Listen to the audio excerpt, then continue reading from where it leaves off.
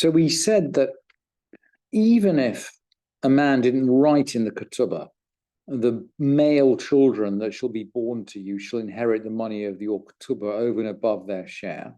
Even if he didn't write this, he's liable. In other words, that condition applies because it's a condition of the court. There are certain minimum standards for the Ketubah that the court demands. And we mentioned, by the way, that these minimum standards aren't, this language is not articulated in our Ketubot today. Okay, that's the status for the boys. Well, let's continue in the 4th chapter, and we're going to finish the 4th chapter today. What about the girls? So the same expression, or a similar expression. If he didn't write, the Mishnah doesn't bother to say if he didn't write. It assumes you know if he didn't write. Banan the kavan, di yehvian leich binai, the female children that you will have from me, inin yehavan beveiti yapvan, umit zanan min mechasai, adi yitnasavna liguvrin.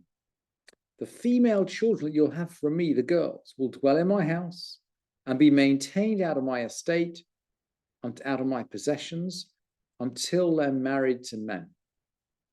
So in other words, and we've learned this, we touched on this halacha before, the boys inherit the ketubah, the girls actually live in the house and are maintained out of the possessions until they get married.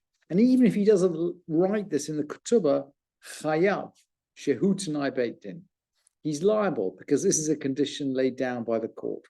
And we've seen this halacha articulated in Bava Batra, the boys inherit and the girls are maintained. Now there is a twist. Let's look at the Bartanura. Ad deyit nasabna, until they're maintained. We learn until they're married. And the Bartanura makes clear, until they're betrothed. But if they become adults, even if they're not betrothed, ein lahem mezonot, they have no maintenance. Dekai malan or geret, ein la mezonot. We hold that an adult woman, that's a woman over the age of 12 and a half, has no maintenance. So there is a twist. The boys get the inheritance. The girls, well, they've got to get married by the age of 12 and a half, because otherwise they're actually out on their own. Those are the conditions for inheritance from the ketubah. What about the widow? What about the widow? And this is the final condition which is laid down by the court.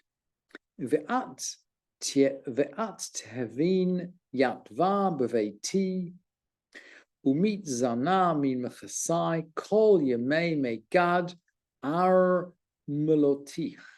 You shall live in my house and be maintained from my possessions all the days of your widowhood. Chayav, he's liable. Even if he doesn't write this in the ketubah, he's liable. Shehu tanai beit din. In other words, the children, the girls, are chucked out at the age of 12 and a half, or they can be. But the widow can stay, if necessary, in the house of her husband all the days of her widowhood. And thus wrote the people of Jerusalem. So the people of Jerusalem would actually write this down in the Ketubah. And the people of the Galil used to write like the people of Jerusalem. And there's a but, there's always a but in the Mishnah. In Judea, they used to write something different.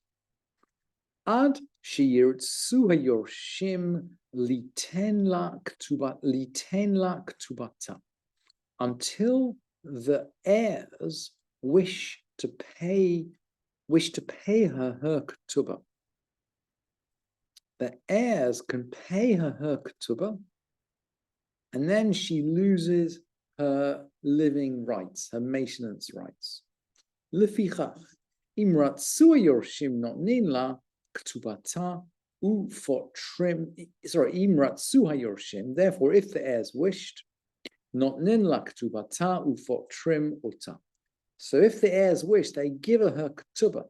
They give the widow her money, and they potrim, that means almost like to get rid of her. They basically take leave of her. That's it. They don't have any more responsibilities to support their mother. They just give her the money. And again, you can see, by the way, why the money in the ketubah is so important, right? Because you might be chucked out on your ear if you lived in Judea. Now, is that the halacha? What if you don't live in Judea? Let's bring in the Rambam. So the Rambam, he comments on this statement: you shall live in my house and be maintained all the days that you dwell in widowhood. That's the Mishnah. The Rambam says, V'ein halacha k'anshei Yehuda. The halacha is not like the people of Judah, i.e., the heirs cannot chuck out the widow. Ela kol zman she'eina tova ketubata b'beit din v'lo tinaseh tidor b'veit she'haita darabah im ba'ala. As long as she doesn't claim her ketubah in court. So in other words, she had to get chucked out. She has to go to court and claim the money. Or if she doesn't, as long as she doesn't remarry. So either of these two actions can trigger, if you like, a claim on the heirs to the estate of the father, going to court to claim her ketubah, or getting remarried. But as long as she doesn't do either of those two things, she lives in the house where she used to live with her husband when he was alive. And then the Rambam continues. I mean, it's very interesting. He explains this at length in his commentary on the Mishnah. She makes use of any movable property or any vessels that she used to use with him in her lifetime. And the whole of this law is clarified later on, and he quotes chapter 12. He says halacha gimel.